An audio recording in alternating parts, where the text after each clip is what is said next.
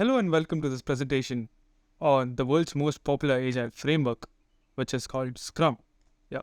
So the SCRUM model is really an exciting framework, and it totally makes use of the Agile body uh, in the best way it can. Right. It makes sure that teams deliver good success rates towards projects. Right. And this is a fairly new model and approach. So I'm going to be talking a bit about this, and I hope you enjoy learning what Scrum just like the way I did. So the first thing is, what is Scrum, and how is it different from other Agile models? Right. So first of all, what exactly is meant by Scrum? It is an Agile project management framework that is designed to help teams deliver high quality products through a collaborative and iterative process. What this means is, in Scrum, right, you will have the development team and the client side, that is the business team, both working side by side. So you'll have the clients giving the requirements, the development team working on those requirements, and reporting back to the business team. Hey, do you like what I did? And based on the answer, if it's yes or no, they go ahead to the next feature of the product, or they go ahead and modify what they did. Right. So this kind of client intensive approach develops for good products and meets business requirements, right? So there's no you won't end up with something that you do not want. You won't end up with a feature you do not want because you're working with the clients. And it's based on an iterative and incremental approach to project development. What this means is that you will go on having some cycles, right? You'll have requirements, the developer works on the requirements, then he develops it, and then the product is maintained, or the feature of a product is maintained, right? To move on to the next feature, what you'll do, you'll go back from the maintenance phase to the requirement phase, and then you'll work on a new requirement and go on and so on. So this is an iterative approach. At each iteration in Scrum is called a cycle. It's called a sprint, sorry. And why incremental? Because in one particular sprint, right, you will be completing one feature, or you'll be achieving one particular goal that you want to achieve for the business, right? And in the next sprint, you'll be trying to develop a new feature or a new product, right? Now, it's based on the principles of transparency, inspection, and adaptation, which allows teams to continuously improve the processes and deliver value to their customers. So there's a new term now involved. It's called Scrum Master. It might sound complex, but it's really nothing. It's a person, an individual, like a pseudo manager who is responsible for facilitating the Scrum process and ensuring that the team is following the Scrum framework. I'll be explaining what it means actually. So now coming to the important part, there are three roles in Scrum, three major roles in Scrum, right? The first thing is the Scrum Master. There's a Scrum Master. Now, the Scrum Master is responsible for managing the development team, right? Not managing, kind of like a pseudo manager role. Now let's say the development team decides what exactly goes into each sprint. So they decide how much they can do. Let's say the development team decides that they can complete 30% of the entire product in one particular sprint or in one cycle itself. Now the Scrum Master knows that this is not legitimately possible. It's going to be very difficult for the development team. Product owner is pretty happy with this though, because he's getting 30% of the product in the first sprint itself. A sprint can be for a week, a day, or a month, right? And so the Scrum Master acts as a life coach and helps the development team to decide. Yeah, he keeps in check their naivety, and he makes sure that the development team does not overestimate or underestimate the effort required for each sprint. Okay. Then we have someone called the product owner. So the product owner is responsible for defining and prioritizing the product backlog. Okay. We'll come to the product backlog in the next section. And he lists all the work that needs to be done in the project, right? So the product backlog is nothing but a list of all the work that you need to accomplish to finish the product, right? So the product owner defines that product backlog, right? And the sequence of tasks are listed in highest priority order. So the highest priority order is in the top of the product backlog, and the lowest priority task is at the bottom of the backlog. For example, you could have the working functionality of a website at the top of the product backlog, and some basic probably like a design functionalities at the end, right? Because they don't really matter. You want the topmost functionality is what's important. Similarly, okay, then you have the development team. I just explained what the development team does. They decide what actually goes into each sprint. So they decide what they're going to achieve in each cycle, and if it consists of a cross-functional team of engineers, who are particularly software development engineers, QA analysts, traders, whoever can contribute to the development lifecycle of the product. Then we have something called Scrum artifacts. Now this is really important. Observe this. There are 3 Scrum artifacts. There are product backlog, sprint backlog, and increments. So now, how are these 3 artifacts actually important for the Scrum model, right?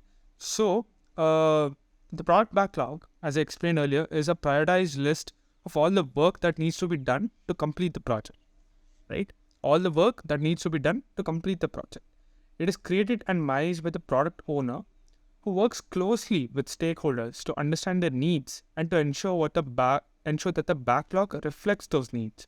The product backlog is a living document that is constantly evolving, with new items being added and existing items being reprioritized based on feedback and changing requirements. So the product backlog will consist of all those tasks that you need to achieve or accomplish in order to finish the product, right? And the sprint backlog is nothing but product backlog for each sprint.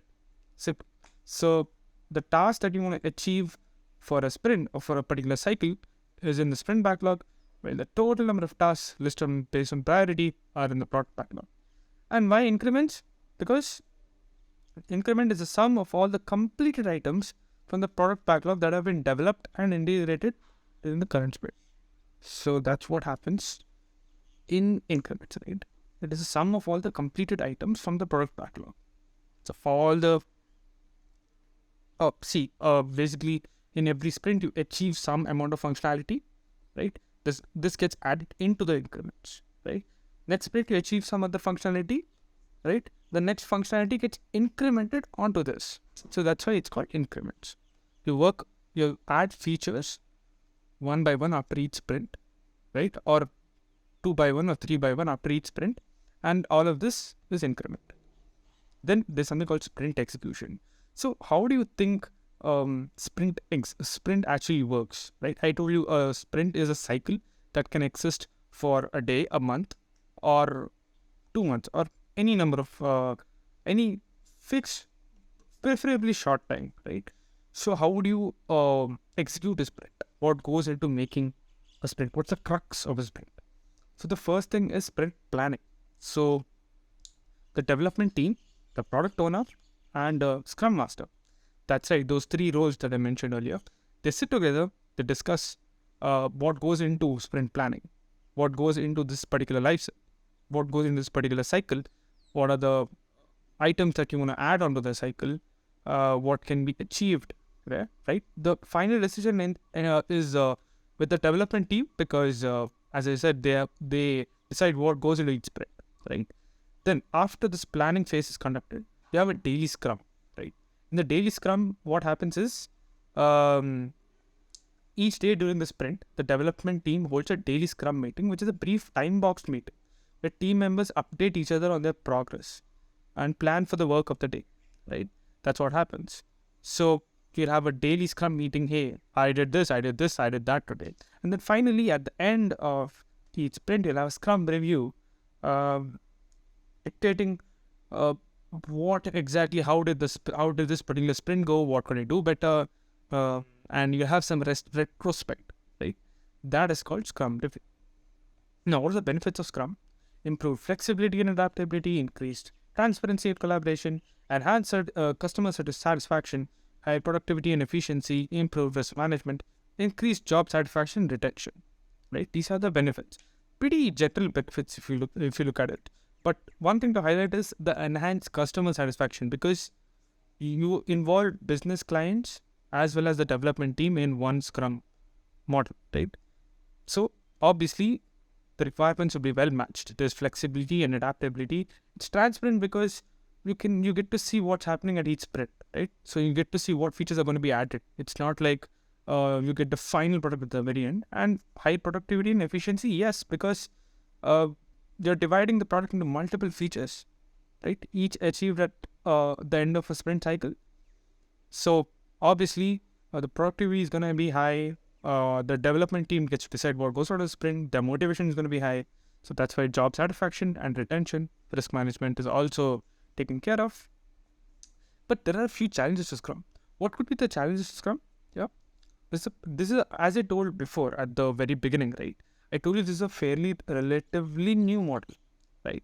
So there's obviously going to be some resistance to change, in the sense that the old guys sitting in legacy MNC, legacy multinational corporations, they're not fond of fond of new features. Right? They're resistant to change.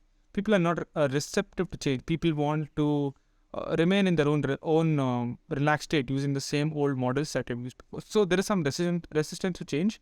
This is caused by lack of understanding. There's no awareness about Scrum, and there's some difficulty in estimating because you leave it to the development team. And imagine you're the developer and you're like a chill guy, and you will obviously underestimate your effort, right? You might say you will add of 3 months to complete some simple feature. So there's difficulty in estimating that, and this over reliance on meetings. There's a lot of time invested in meetings. That's going to be delaying your entire project. You don't want that to happen.